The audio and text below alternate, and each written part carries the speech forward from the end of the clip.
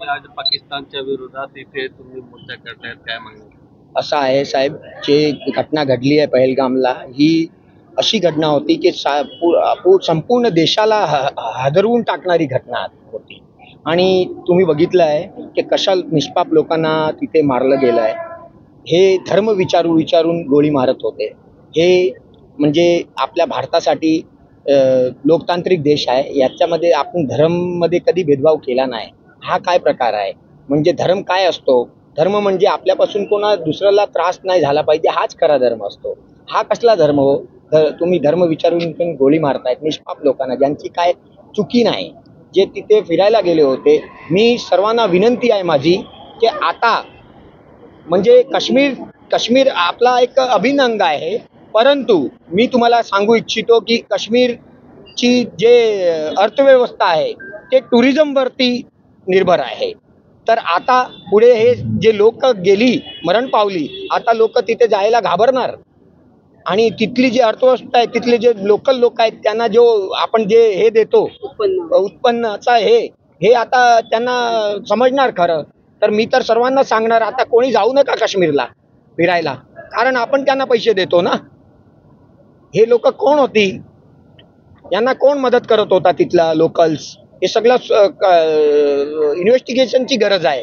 कशा प्रकारची कारवाईची मागणी करणार आहे? मागणी अशी आहे, आता कारवाई नको, आता निंदा नको, आता आम्हाला पीओके पाहिजे. कारण की हे सगळे जे जिथून येतात, म्हणजे आतंकवादी बनवण्याची फॅक्टरी जे आहे ते पीओके मध्ये आहे. तर तिथे यांचे लोकल्स हेडक्वार्टर्स तिथे आहेत त्यांचे लोकांचे. तर तो उद्ध्वस्त करून टाका आणि पीओके जो भारताचा अभिन्न अंग आहे तो आता आपल्यामध्ये सामील करा, अशी आमची देशाचे पंतप्रधान नरेंद्र मोदीजी आणि गृहमंत्री अमित शहाजी यांच्याशी आमची विनंती आहे की संपूर्ण देश तुमच्या पाठीशी आहे. आम्ही अर्धी भाकरी खाणार आणि चालेल, परंतु आता पीओके पाहिजे आणि पीओके वरती कारवाई झाली पाहिजे. हे सगळे जे आतंकवादी आहे यांना बुलेटचा जवाब बुलेटनी दिला पाहिजे. आता असा रोष संपूर्ण देशात आहे. काय मागणी असेल तुमची? साहेबांनी सांगितलीच आहे, पण खरोखरच निषेध करण्यासारखी गोष्ट आहे ही. आणि अशा प्रकारच्या वारंवार घटना घडतात.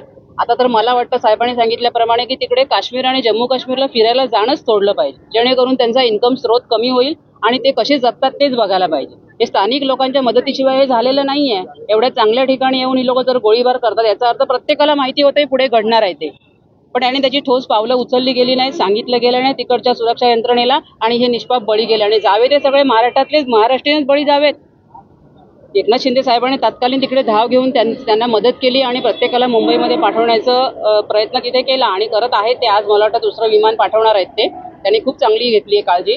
पण अशा प्रकारे जर पुढे मागे होणार असेल तर तिथे जाणं धोकादायक, आणि या गोष्टीचा आम्ही अत्यंत तीव्र शब्दामध्ये निषेध व्यक्त करत आहोत.